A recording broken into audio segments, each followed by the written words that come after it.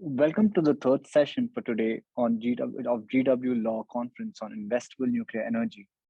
For those who have just joined in, I'm Rama Punangi, a research assistant with Donna Tanasio at GW Energy and Environmental Program. I hope you enjoyed the previous session by Lisa Thiel on regulating uranium production in Canada. After looking at the Canadian picture, we now look at the US scenario on where we are today. And to speak on this topic, I have the pleasure of introducing Nima Ashkeboussi. Nima is the Senior Director for the Fuel Cycle and Radiation Safety Program at the Nuclear Energy Institute, where he manages a group overseeing policy, regulatory, and market issues associated with uranium recovery with nuclear fuel cycle, low-level waste, transportation, and research and test reactors. Prior to joining NEI, Nima has spent 13 years with US NRC. The rest of the bio, you will be able to find it on the website. With that, Nima, the floor is yours. Thank you. Great, thanks, Rama. Appreciate the introduction. Hello, everyone. So for those not familiar with NEI, just to provide a little background, we are the unified voice of the nuclear industry in the US on policy, regulatory, and technical issues. We have over 300 members in 17 countries, and our members include utilities, reactor designers, suppliers, nuclear fuel producers, labor unions, law firms, NGOs, and universities. So I really appreciate the invitation today to provide an overview on the front end of the nuclear fuel cycle in the US, including some of the history, which is still having negative repercussions on the industry today, and where we are today, where the mining industry is today. So it's really good to follow Lisa and the experience that Canada's had. I think it's, really matches the experience in the US. We have similar legacy issues, and we have a whole new regulatory framework in place today that ensures that history is not repeated. So there are 4 stages of the nuclear fuel cycle. There's uranium mining, conversion, enrichment, and fabrication. And we really could have spent the full 4 days of this conference covering each one of those aspects. But I'm going to spend most of my time today covering uranium mining. It's been the most contentious issue associated with the fuel cycle. And it's still something that is brought up in nuclear energy conversations today. So immediately following my remarks, I'll be moderating a panel discussing best practices for the industry moving forward. So please stick around for that, and we'll be discussing issues broader than uranium mining in that section. So before I jump into the fuel cycle, I really wanted to take a step back and examine why we're having this conversation now. Why nuclear? So simply, the world needs a lot of clean, reliable energy over the next several decades if we want to have any chance of achieving deep decarbonization. This extends not only to the electric grid, but also transportation and industrial uses. So we also have around the world over 1 billion people that live in energy poverty, and those people deserve to have abundant clean energy and the standard of living that we enjoy. And no credible model that exists that's out there looking to achieve deep decarbonization gets us there without nuclear. We need nuclear paired with wind, solar, hydro, and storage to get us to where we need to be.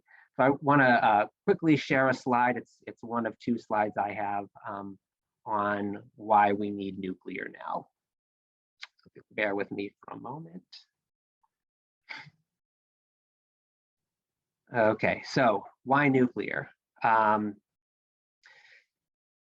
So achieving decarbonization, we need safe, we need clean. Nuclear checks both of those boxes, along with wind, solar.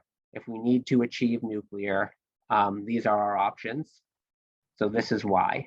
This is why we're having this conversation. This is why the United States, countries around the world, who are looking to achieve real, meaningful carbon reductions are looking to turn to nuclear. It's the only available source that can get us there 24/7 to match the wind and solar that's variable on the grid. So that's the why. So we're going to have to, so to achieve this big deep decarbonization that includes nuclear, we're going to have to increase our fuel cycle production capabilities. That means more uranium mining. And given the ongoing geopolitical issues currently at play, that's also going to mean more uranium mining, more fuel cycle facility production in the West. Enabling a carbon-free future doesn't mean more mining for uranium. It really needs to be appreciated that the shift towards all carbon-free emitting sources of electricity will require tremendous amounts of resource extraction for solar, wind, battery technologies as well. The legacy issues associated with domestic uranium mining are not just a dark cloud for mining or the fuel cycle, but it really has impacted the conversation around the whole nuclear industry about our sustainability and environmental stewardship, despite the changes that have been implemented. So just to cover some of that history, after the conclusion of World War II, the US government wanted to acquire as much uranium as possible. The uranium that we used during the war was largely obtained from foreign sources. So through the Atomic Energy Commission, a program was established that set a guaranteed minimum price and commitment to purchase every pound of US mined uranium. So this demand initially was to satisfy defense needs, and then later on, it became available for commercial nuclear power. So in addition to buying every pound of mined US uranium, the government was also the only entity that could buy domestic uranium until 1971.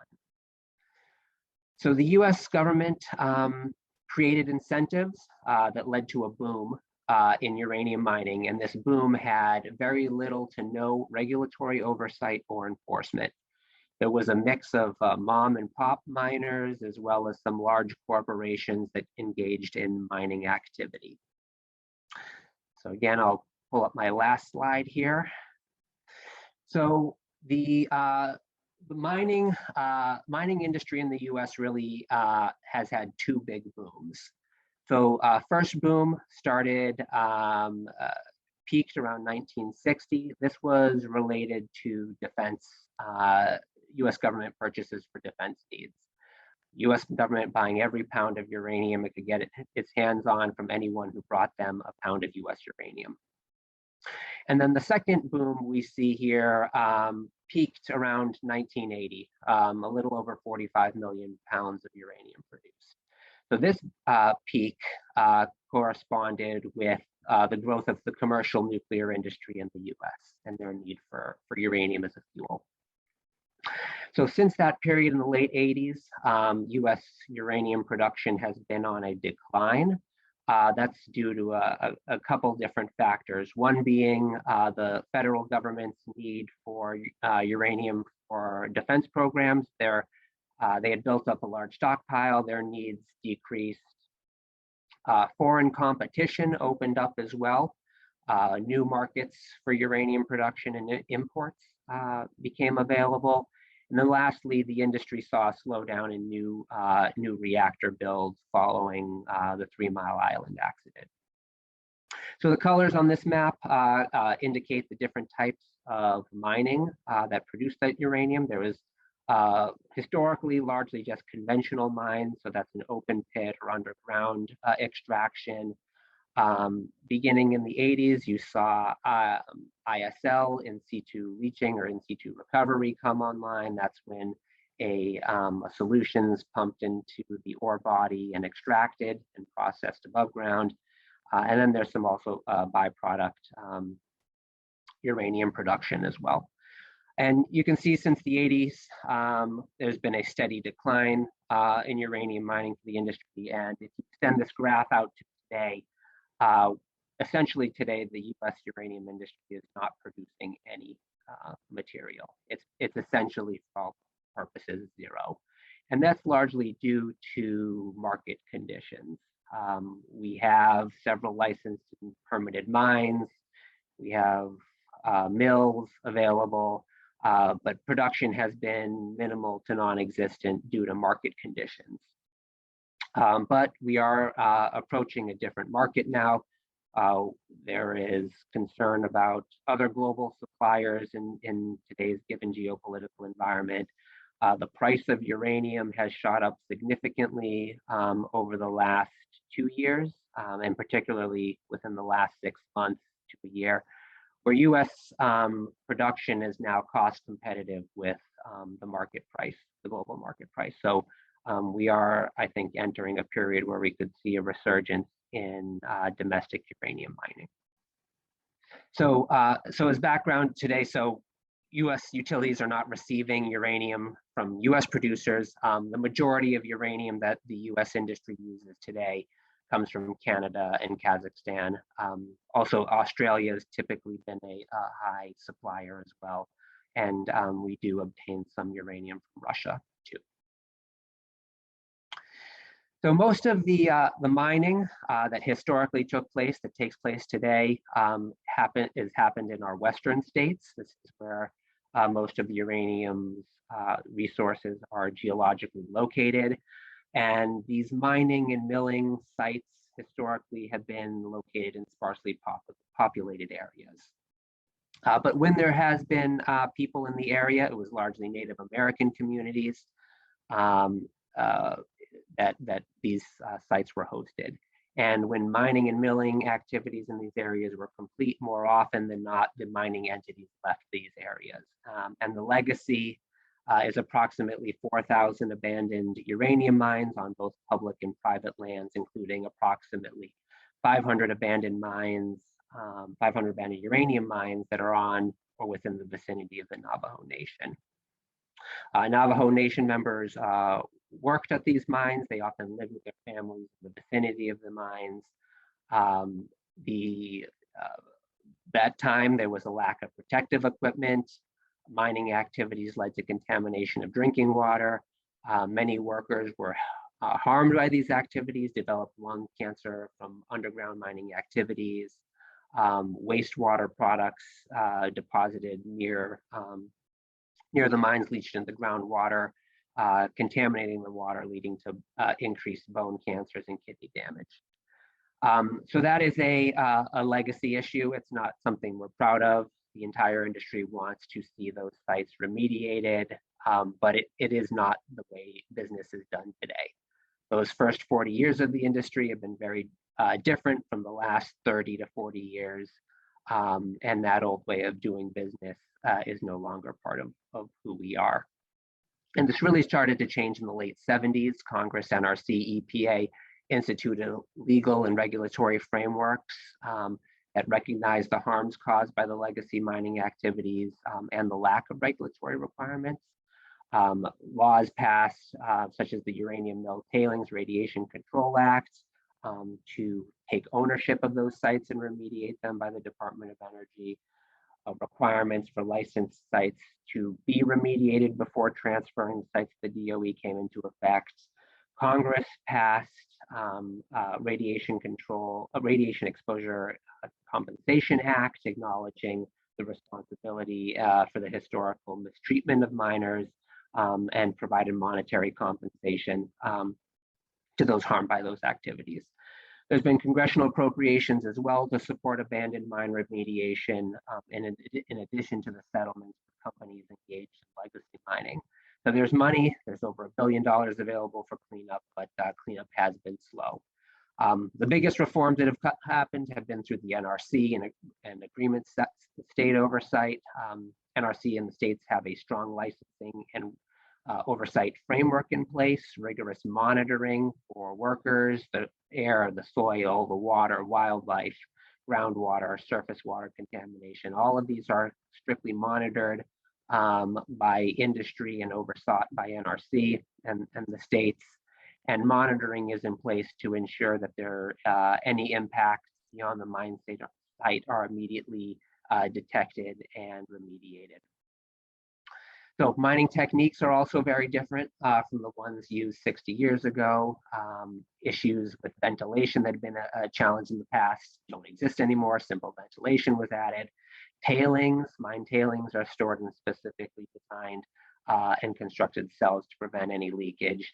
And lastly, and this is a really key point here, is that similar to nuclear reactors, mine operators are required to have financial instruments in place as part of the licensing process to ensure that proper funding is guaranteed for site remediation for decommissioning. So today, nobody is walking away and abandoning the mine. Recognizing what nuclear power provides, clean, safe, reliable energy.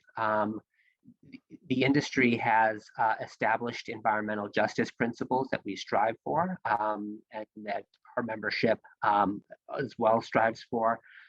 This includes integrating environmental justice considerations into the business and operational practices that you engage in, actively engaging with your community to enhance trust and understanding. And that's really key, that these historical legacy issues have harmed the trust, and that's something we need to build back working with the community. And also extend the benefit of your facility to support local efforts and help the community and disadvantaged members of your community as well. Let them share into the benefits. And then also, we're supportive of all public policies based on mutual respect and justice for all members of those communities. So in closing, the legacy of uranium mining has had a reputational impact for the whole industry. There's really no way to sugarcoat the fact that this legacy largely disproportionately impacted Native American communities, and that's created a lot of distrust today. The good news here is that the federal government has taken steps to remediate the sites, not happening as quick as we'd like. We want to help and accelerate it and encourage that to be accelerated. And we seek to have individuals compensated for the harm that has been caused by those actions. So it's really important for us to communicate that today's regulatory framework has strong controls, oversight, and measures in place to avoid those harms that were created in the past. So, with that, I think I'd like to transition to our panel now. We do have one question, actually a couple of questions for you, Nima. Yeah, would you like to take those first? Yeah, if we have some time, go ahead. Well, I'll give you both the questions. You can decide if you want to take them now or move them into your panel. But one of them is, what is your view about how sanctions on Russia, LEU will impact the U.S. nuclear power industry, and how can we address those impacts in the near term? And then moving domestically, the other question is, some states have enacted legislation in the past to ban uranium mining. Do you see any states relaxing those restrictions? Okay, yeah, sure. Happy to just take those on now. So Russia, so the product that US utilities receive from Russia is enriched uranium. That's what we import. It's about 20% of US utility demand. The industry is committed to transitioning off of that supply as soon as achievable. The challenge is that there are limited enrichment suppliers that can fully make up for that Russian loss. So we're working with the Department of the Energy right now. They have a Tiger team stood up, and we're working with them to find Western supply. But there are inventories, utility inventories, there are government inventories to help mitigate an immediate loss of imports. We're looking to bolster domestic uranium capacity to long-term support our needs. And I should just interject there that question came from Edward Key, who will be speaking to some of those same issues himself later this week, as well as several of our other panelists. So yeah. I hope that's a question we'll keep coming back and tackling, including in our workshops. Sure, great. Yeah, and then on your second question on states banning uranium mining, so I mean, that is, so uranium mining, conventional uranium mining is a state regulated activity. So the state can decide what they want or don't want to happen within their jurisdiction. I think Virginia has made a decision to ban uranium mining, and that was upheld by the Supreme Court. So I think that I think states are going to choose their own paths here.